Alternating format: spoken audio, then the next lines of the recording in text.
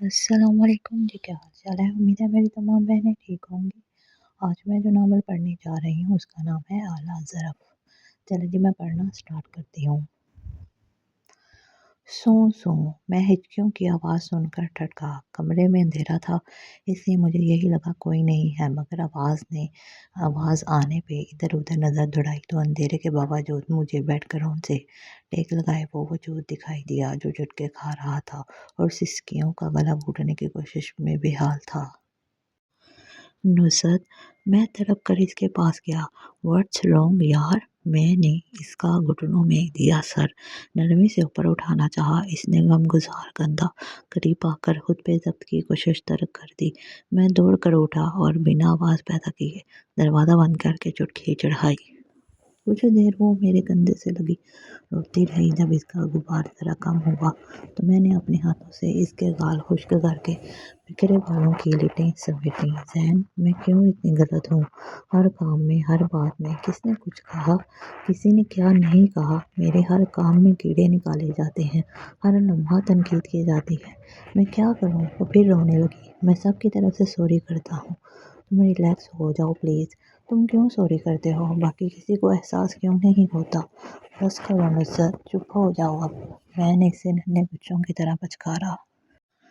Last Sunday میں نے تو آلو چھولے نہیں بنائے تھے، پھر بھی چھولے اتنے سخت تھے کہ سب کا پیٹ خراب ہوا۔ تب تو کوئی ایشو نہیں بنا، اور میری دفعہ میری سمجھ میں نہ آیا کہ اس کے بعد کے جواب میں کیا کہوں۔ جب ہی میں خاموش رہا۔ وہ بہت خوش مزاج تھی اور صابر شاکر بھی۔ جب سے میری امی ان کی منجلی بہو اور سب سے چھوٹے بیٹے کے طرف سے ہونے والی وہ ہر بات سہ جاتی۔ میں نے سالن بنایا تو کہا مرچیں تیز ہیں، اگلی دفعہ کم رکھیں، تو سب کو سالن پھیکا لگا۔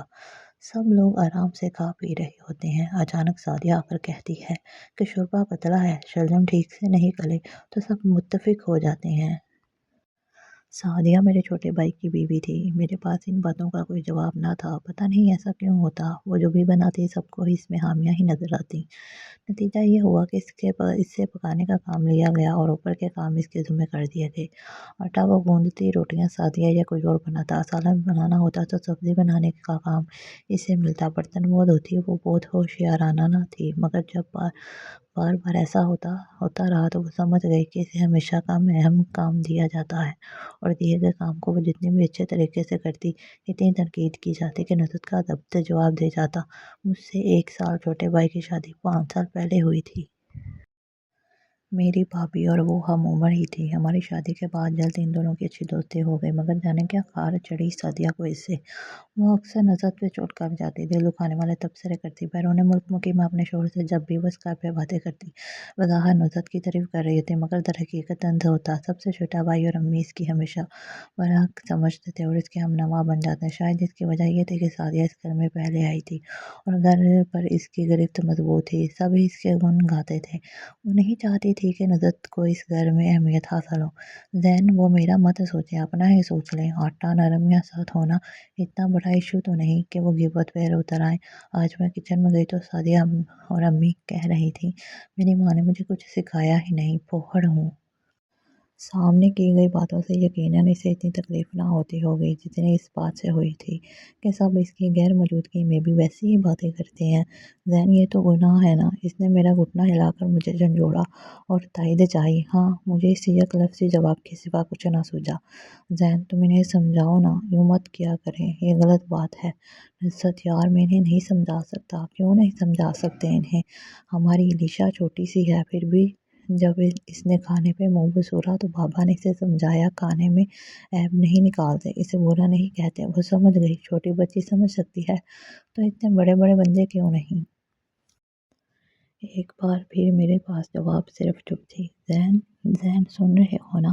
علیشا نے کہا تھا سالن گندا ہے تو پاپا نے کہا کہ آپ کی ماما بسم اللہ پڑھ کر کھانا بنانا شروع کرتی ہیں، تو ایسے کھانا گندا کیسے ہو سکتا ہے؟ پتہ ہے زین، علیشا فوراً سمجھ گئی۔ پھر اس نے مزے سے کریلے کھا لیے تھے۔ اپنی مخصوص معصومیت سے اس نے کہا۔ وہ اپنی برائی سے وہ بہت زیادہ ڈسٹرب ہوئی تھی۔ وہ جواباً چپ رہتی یا جی اچھا آئندہ ایسا نہ ہوگا کہہ کر مسکرا دیتی۔ نصرت، میں نے اس کے ہاتھ تھام کر کہا، یار یار اگر میں نے انہیں اچھی نیت سے بھی اس سمن میں کچھ سمجھانا چاہا تو بات تم پہ ہی آئے گی۔ بیوی نے کان بھرے ہیں اس لیے میں انہیں کچھ نہیں کہوں گا، لیکن تم جو بناتی ہو جیسا بناتی ہو مجھے ہمیشہ لذیذ لگتا ہے، اور تم جو خرید کے لاتی ہو وہ بہت عمدہ ہوتا ہے۔ تمہاری اولین ذمہ داری میں ہوں، کپڑے استری کرنا، جوتے پالش کرنا، میرے کھانے پینے کی فکر کرنا۔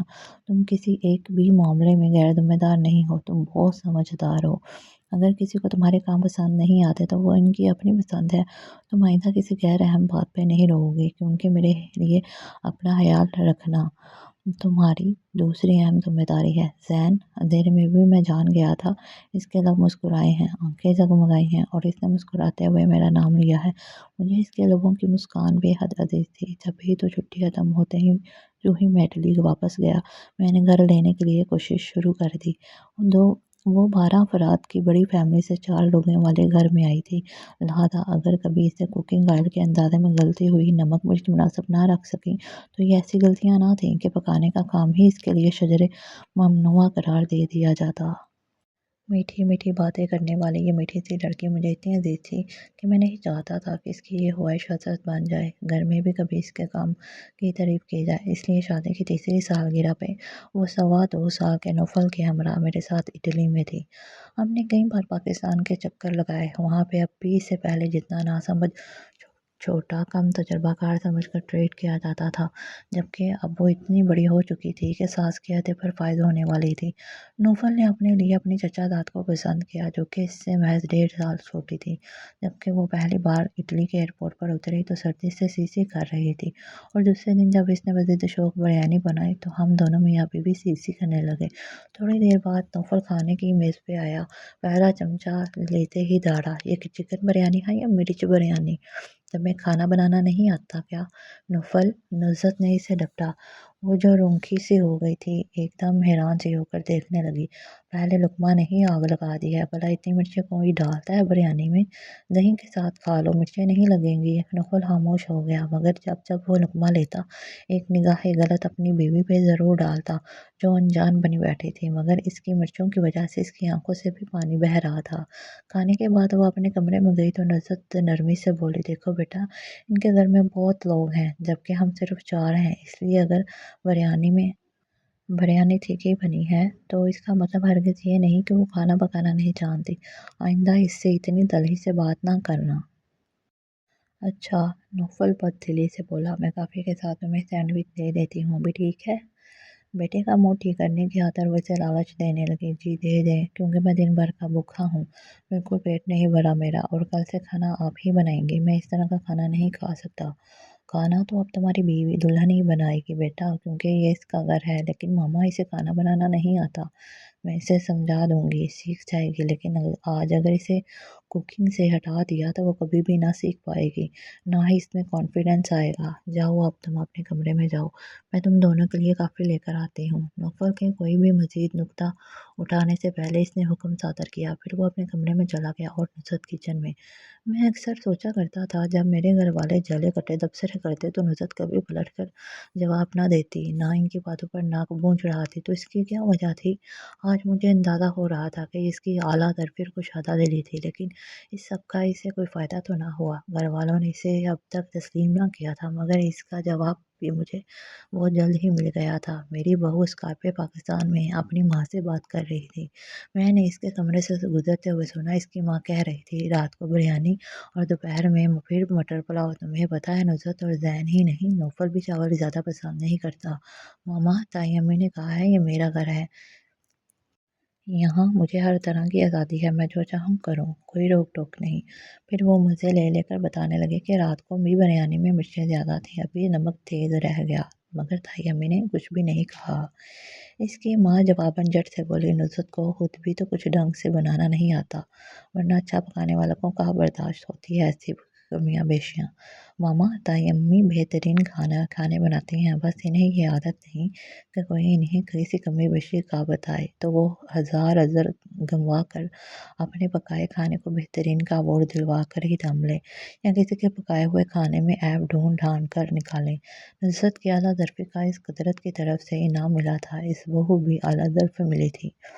کچھ دیر بعد میں چائے بنانے کچن میں آیا تو میری بہو آٹے میں گتھڑے ہاتھ لیے سلیب کے سامنے پریشان کھڑی تھی، اور نوزت آٹے کو سنبھالتے ہوئے اسے بتا رہی تھی کہ اس نے بھی سسرال میں پہلی بار آٹا نرم کر دیا تھا۔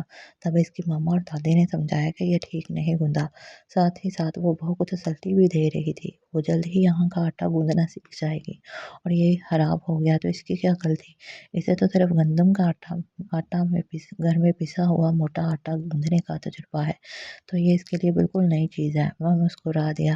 زندگی کتنی آسان اور خوبصورت ہو جاتی ہے اگر ہمیں اعلیٰ ظرف اور کشادہ دل لوگ ملیں، جیسے کہ میری زندگی خوبصورت اور آسان تھی، اور یقیناً نوفل کی زندگی میں ایسی سہل اور خوبصورت ہوگی، کیونکہ میری بہو بھی تنگ دل اور کم ظرف نہیں ہے۔ تو میری پیاری بہنوں، یہ تھا میرا چھوٹا سا ناول۔ امید ہے آپ کو ضرور پسند آیا ہوگا۔ میرے چینل کو لائک کیجیے، سبسکرائب کیجیے۔ شکریہ۔